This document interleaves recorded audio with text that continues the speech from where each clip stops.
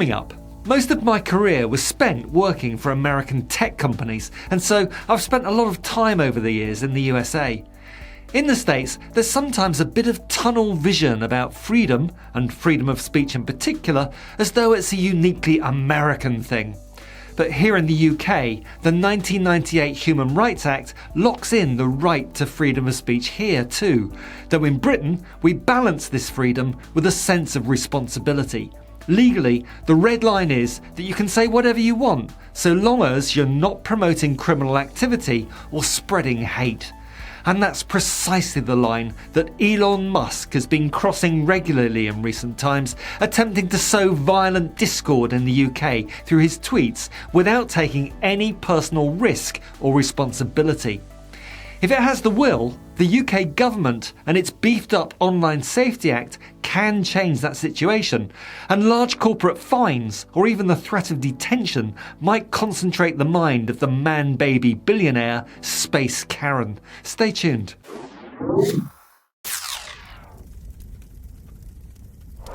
Elon Musk, a product of 1970s apartheid South Africa, belongs to an elite of powerful, wealthy, straight white males for whom the concept of free speech has a rather ugly dimension. It's the idea that you can say anything about anyone as often as you like, however untrue and however dangerous. And since apartheid Clyde's takeover of Twitter, the platform is now home to unchecked misogyny, racism and aggressive targeting of the LGBTQ+ community. Worse than that, Musk has doctored the algorithm on X to ensure his own personal tweets are prioritised on the platform. Emily Bell is the director of the Toe Centre for Digital Journalism.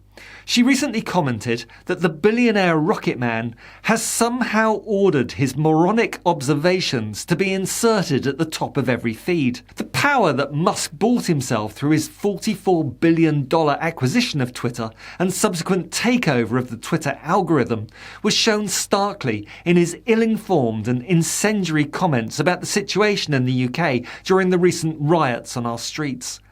Literally hundreds of those rioting are now paying the price for their mindless violence, and that's great. But for the part he played, Elon Musk, for all his power and wealth, should be there in court with them. If the UK government and the police truly want those who unleashed the riots to be held accountable, they need to go after Space Karen. He's guilty of inflaming and stoking the tensions that led to trouble on the UK's streets, Scotland excluded, of course. He amplified the voices of bad actors, the keyboard warriors on the far right. But more than that, it turns out that he himself is one of them. On his personal X account, he shared with his 193 million followers a fake Daily Telegraph headline falsely claiming that Keir Starmer planned to create detainment camps for rioters in the Falkland Islands. Musk did this by quote-tweeting the co-leader of the ultra-far-right Britain First organisation. Sure, he deleted it, but not before it had been seen by millions. Musk knows that misinformation travels halfway round the world before the truth even gets its boots on. And Musk himself was the originator of this tweet, which inflamed an already explosive situation during the UK riots. Civil war is inevitable. Elon Musk has become one of the world's most dangerous liars as he becomes the far right's most significant figure globally. From a UK perspective, this is a man living thousands of miles away in America, an African immigrant who is using his multi-billion-dollar platform to broadcast his ignorant, misinformed, immature and incendiary opinions about a country and a subject about which he knows sod all. And yet his far-right tweets have a real-life consequence for the people who live here. He seems determined to goad our Prime Minister into some sort of feud, which, to give him his due, Keir Starmer has risen above and completely ignored. But worse than that, apartheid Clyde's spreading of misinformation and conspiracy theories have led to injured British police officers and made their job much harder. I've scrolled through several weeks' worth of Musk's tweets, and it's obvious that the man is just another far-right ignorant troll. But an ignorant troll with hundreds of billions of dollars and 200 million followers, and hence massive political power globally. He's turned good old Twitter into X, a septic tank of racism, misogyny, misinformation and incitement to violence. This is why I personally took the decision to leave the platform, and you can now find me on Blue Sky instead, a much nicer environment. Musk has an absolutist's take on the concept of freedom of speech, that rights come with no responsibilities. And if he ever were to be held responsible, he knows he can just buy his way out of sanctions that would destroy less wealthy individuals. Him and his fellow libertarians on the far right remind me of domestic cats. They like to believe they're fiercely independent, but they're completely oblivious to the fact that their entire existence is dependent on a support system they don't have the intellect, intelligence or self-awareness to perceive, let alone understand. As part of his rebranding as Space Karen, Musk has also allowed hardline extremists back onto the platform to call for violent action on British streets. Tommy Ten Names, Stephen Yaxley Lennon, is a prime example, previously banned from Twitter for his incitement to violence and racism. He's attracted 1.2 billion views in just 3 months since Musk reinstated him on X. Alongside Farage and Lawrence Fox, he was one of the main cheerleaders for the civil disorder on Britain's streets. So what's to be done? Our politicians back down from taking on X and other social media platforms, maybe because it's difficult, and maybe because they just don't know how to control hate speech and fake news without impacting the right of freedom of speech. But it seems like just about everyone is agreed that something needs to be done about the unregulated power of these platforms.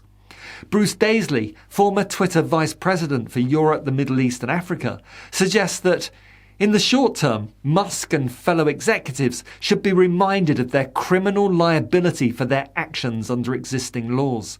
Britain's Online Safety Act 2023 should be beefed up with immediate effect. In my experience, that threat of personal sanction is much more effective on executives than the risk of corporate fines. Were Musk to continue stirring up unrest, an arrest warrant for him might produce fireworks from his fingertips, but as an international jet-setter, it would have the effect of focusing his mind. Interesting stuff. And here's London Mayor Sadiq Khan.